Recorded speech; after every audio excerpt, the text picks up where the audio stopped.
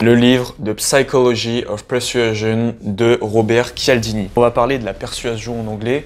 T'as vu le titre, je vais te donner des phrases qui sont citées dans le livre, des phrases qui persuadent en anglais. Mais tu vas voir que c'est pas des phrases qui sont extraordinaires.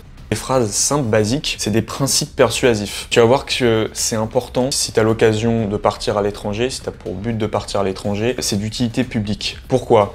Parce que ce soit pour obtenir l'intérêt d'une personne, n'importe.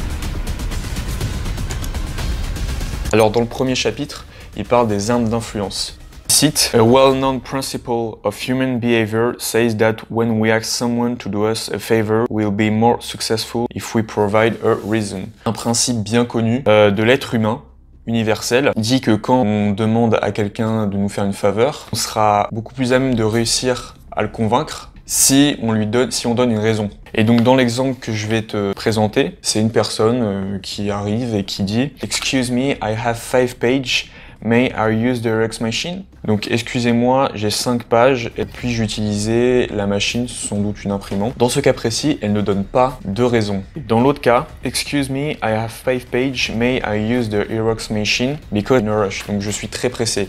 Et là tu vois que elle donne une raison. Même si c'est pas une raison hyper pertinente, c'est pas une raison approfondie, elle donne quand même une justification. Évidemment, ça c'est un principe de base, mais on oublie souvent, même quand on est à l'étranger, parce qu'on est un peu dans l'inconfort de la langue, du coup, on n'essaye pas de faire trop de phrases, on essaye de simplifier notre pensée, même si c'est ce que je t'invite à faire. Mais c'est important de donner une raison.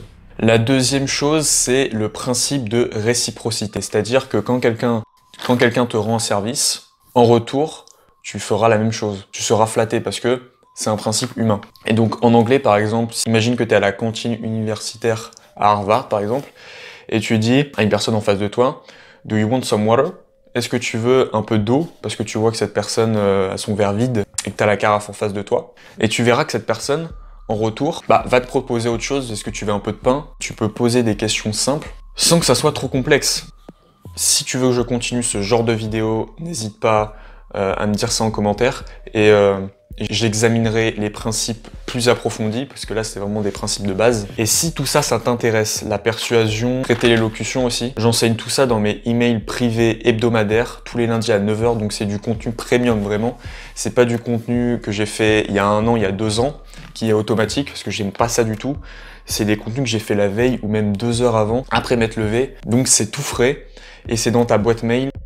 Le lien est dans la description, c'est le premier lien. Et sur ce, moi je te dis à bientôt pour une prochaine vidéo. T'as vu qu'en ce moment j'étais bien actif, donc je vais continuer sur cette voie. N'hésite pas encore à t'abonner et à drop ton like. Et sur ce, trust yourself!